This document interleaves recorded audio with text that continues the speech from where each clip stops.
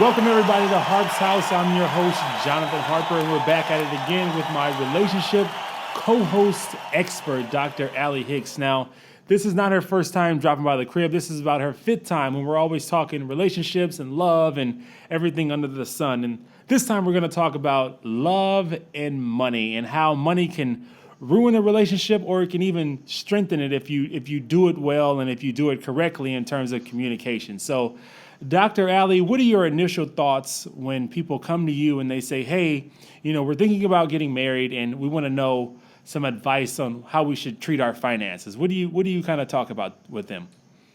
Well, I think number one is you have to understand the financial issues going on within any individual couple. Because I think anything can work, whether you have joint accounts with separate accounts on the other side of that, or whether you just use one account and then the other person's account is just kind of for whatever they want. I feel like the key is that the couple has to communicate. I think that's like every show we do. I think it all comes down to communication.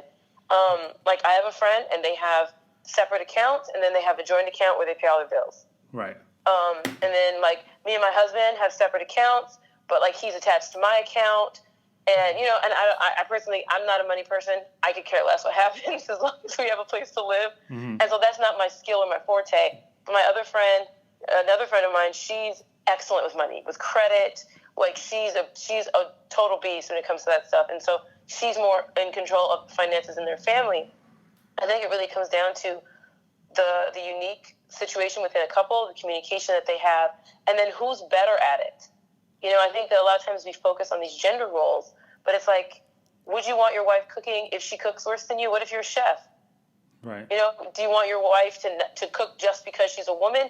No. It's like, so whoever I think has the best kind of understanding of finance and is willing to take on the financial lead, I think should do it. So I think it's kind of down to whatever makes sense. And my parents are very old school. Like my dad for years would just come home, basically bring home the check, and my mom would handle all the finances because, like you said, she generally was better with money because she worked at a bank. And like you said, it wasn't even about gender roles. It was just about my dad being like, hey, here's the money. As long as we have a house and all the bills are paid, like, let me know what else I can do. But like you said, I also heard, a flip side of that. I was listening to Steve Harvey a couple years ago on his radio show, and he was saying he advises people to have three accounts, like your account, your spouse's account, and then an account in the middle for all your real important basic bills. So what do you think you think that's a good strategy where you kind of have your own, but then you have that joint in the middle?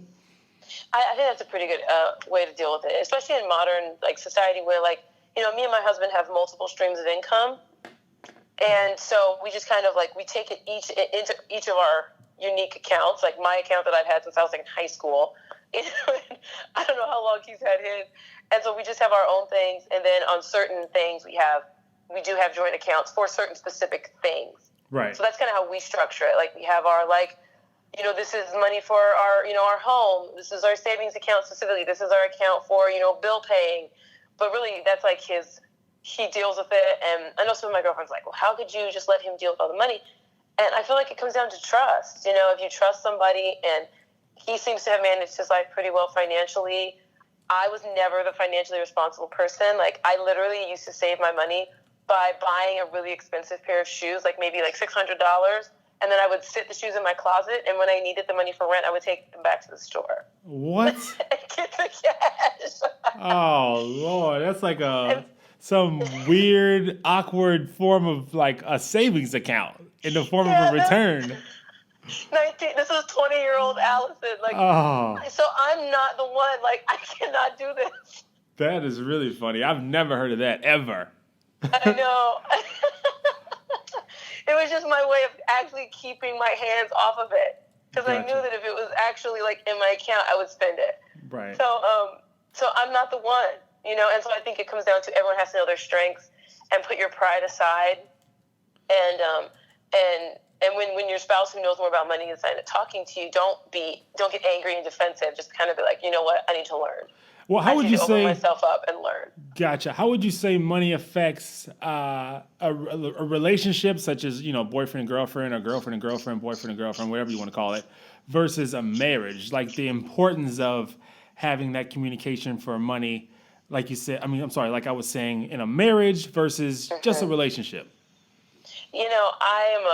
I'm hesitant to just hand people advice, but I think sharing an account as a dating couple is very dangerous. Okay. Because you don't have that same stability. I mean, like, arguments over money it's the number one reason people get divorced, right? And that's within a stable, like, marriage relationship, where you've gone through the whole process and you're married. And so I can only imagine that as a dating person, where there's really no guarantee that you're going to be with this person forever.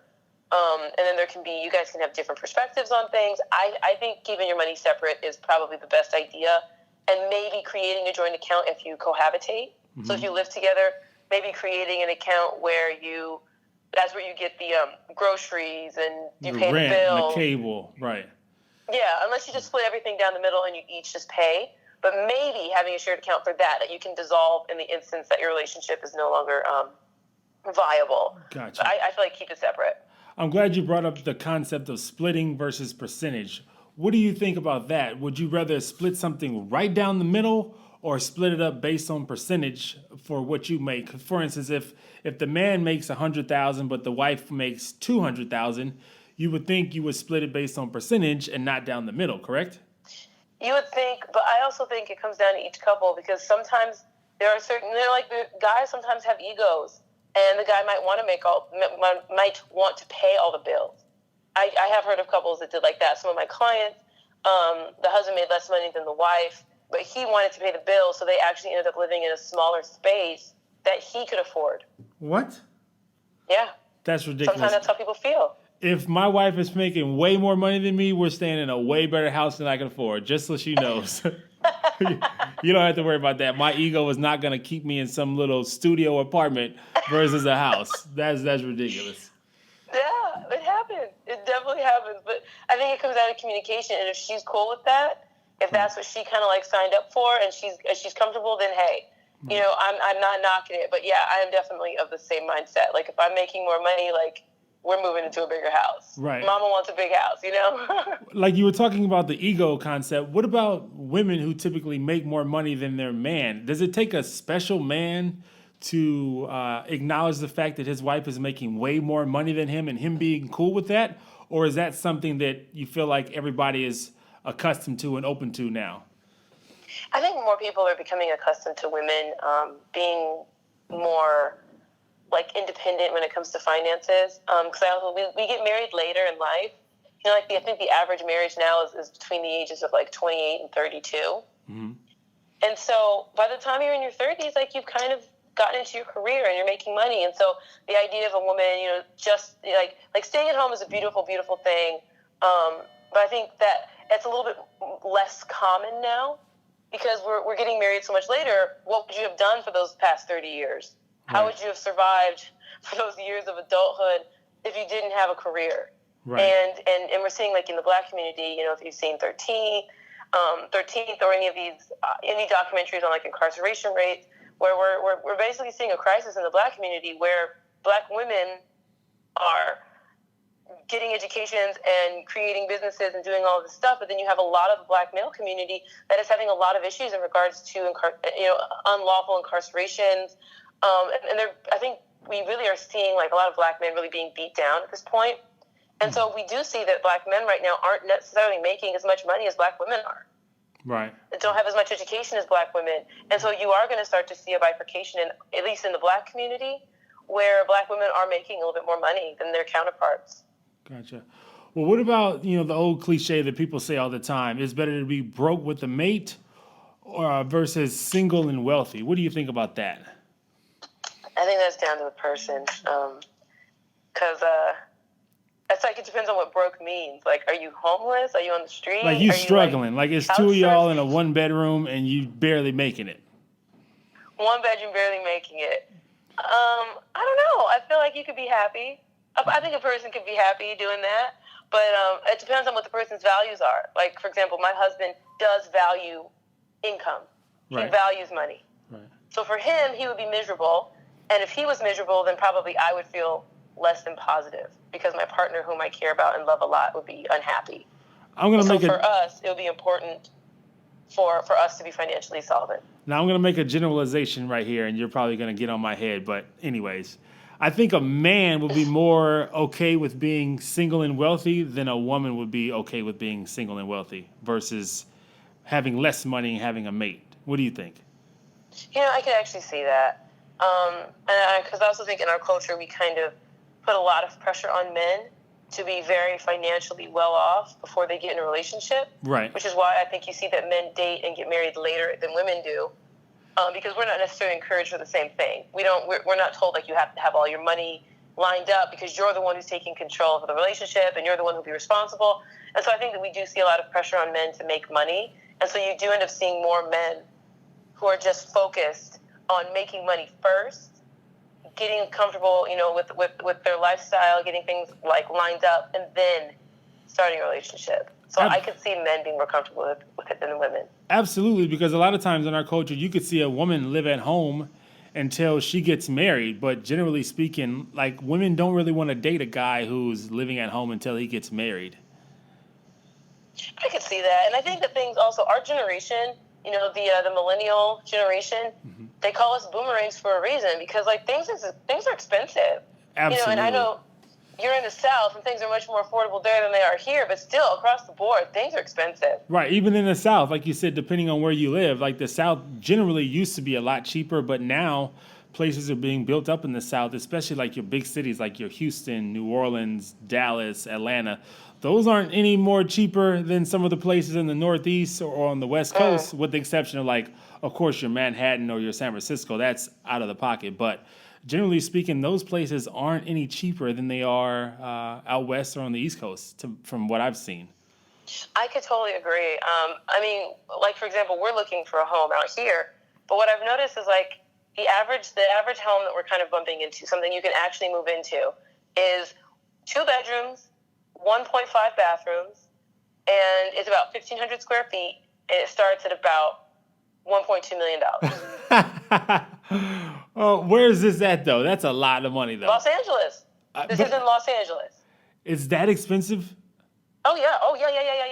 1,500 square feet for, like, and I think the lowest thing you're going to see that's actually something you could move into. Like, I'm not talking about, like, people who want to flip a house. Like, if you want to flip a house, you can probably find something for 500, 600 that you could tear down and rebuild. Right. But if you want to just move in, like you're starting at 800 just to move into a house. Yeah. Or a condo. Condos are around like 800, 900.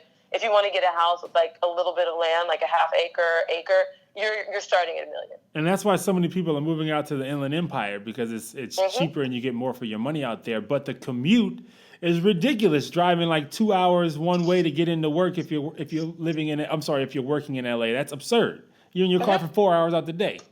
Yep, I was living in Orange County, working in Hollywood at a hospital out there, and my commute was 3 hours every morning and 3 hours every evening.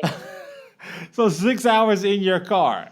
Yep, I was absolutely zonked. I was a maniac. I was getting up at 5:30, getting on the road by like 6. I was getting to work by 9. Then I had to get back on the road after I had a group that sometimes ended at 7. I wasn't getting home until 10 or 11. And so I didn't hang out with my friends. I didn't do anything. No, of course not, because all your free time is spent in the car. You'd have to have like FaceTime dates. Yeah. Literally, it was horrible. Yeah. Absolutely horrible. That is crazy. Well, let's take a break for a second here at Harp's house, and we'll be right back.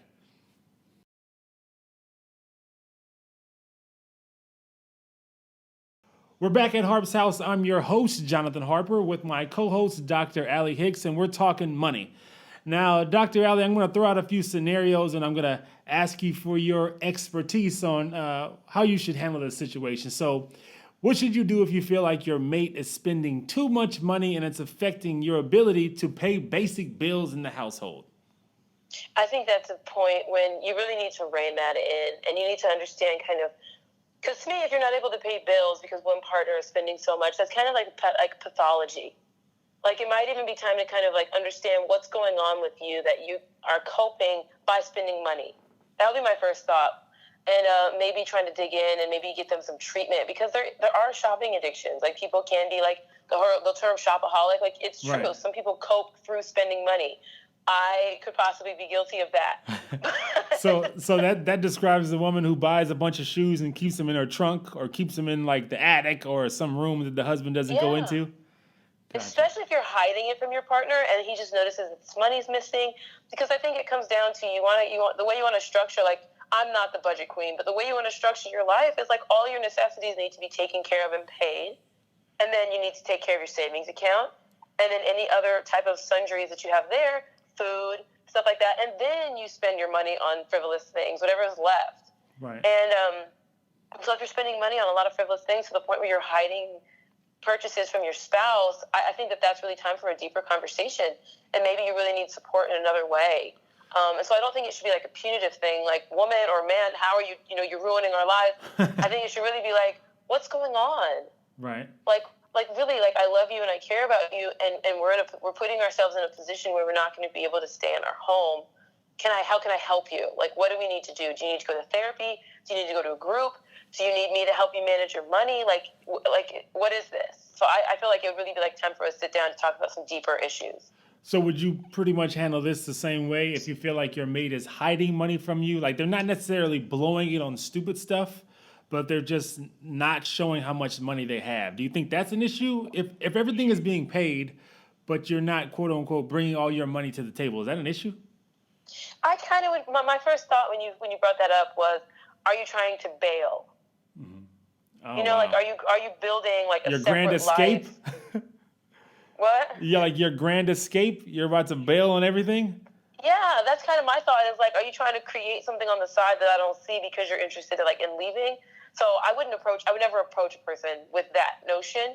But I would really I think the more open you are, the more open people will be with you. And so I wouldn't be like, are you trying to leave me? Like, what's going on? I would just be like, I found out you make this much, or however you found out, and be like, what's going on? Like, are you spending this money? What's happening? Are you okay? Like, do we need to talk about our finances? Do we need to sit down and have like a moment where we just kind of like hash out all of our money and like bring in all of our pay stubs and pull all of our accounts together and like understand kind of what's going on? So I wouldn't be like accusing him. I would more so be inquisitive, and then when you start to discover things as you're together, it's like, oh, where'd the rest of that bill? Where'd the rest of that check go? Gotcha. Gotcha. Because maybe he's also trying to plan a surprise for you. I don't know. Right.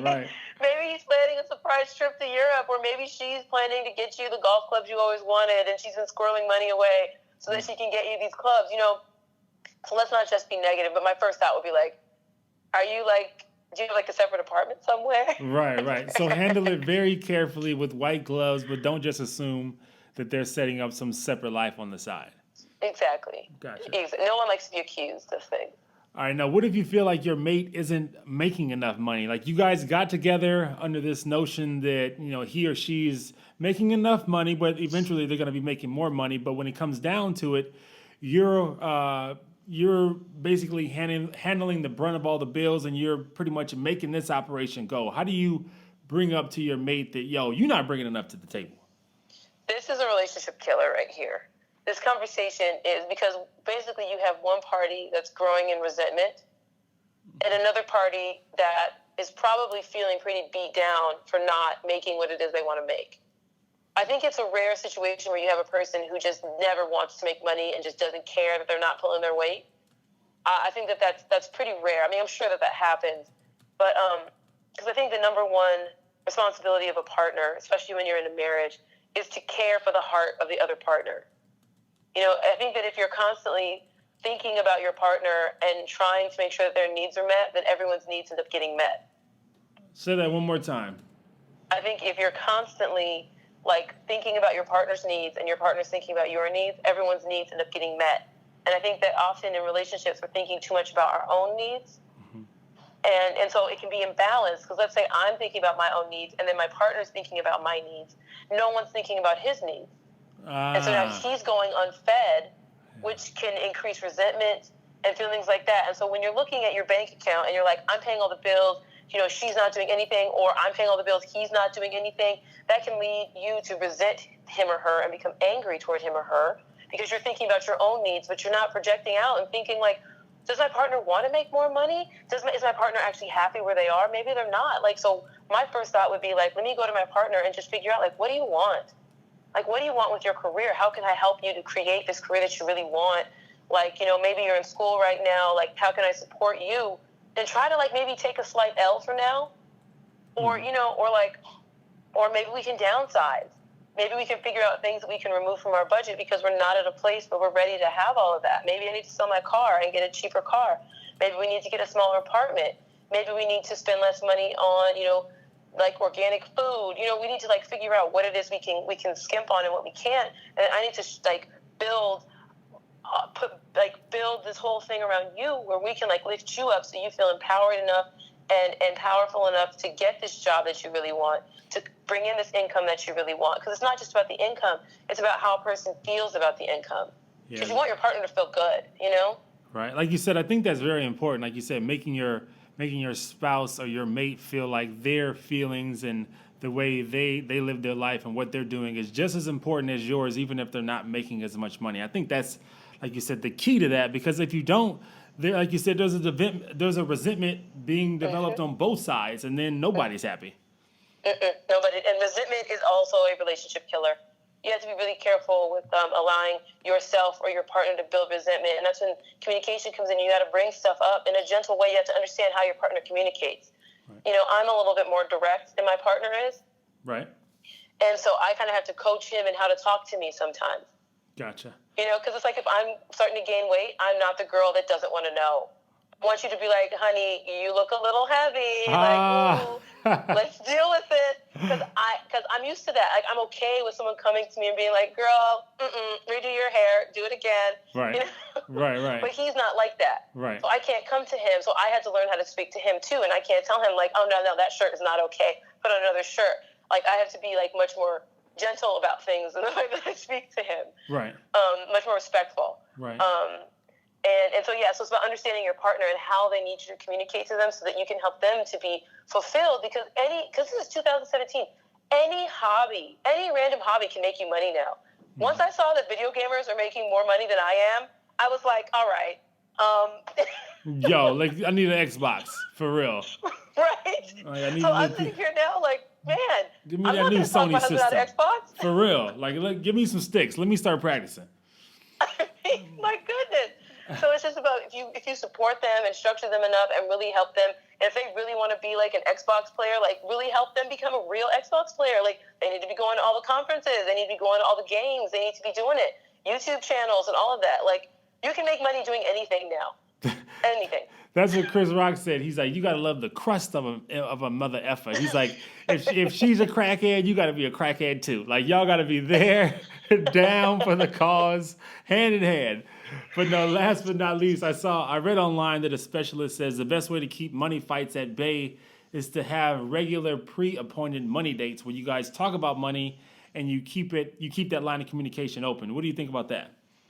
I think that sounds like a great idea. I think that structuring something, I think structure is so important in a relationship, and too few of us have it.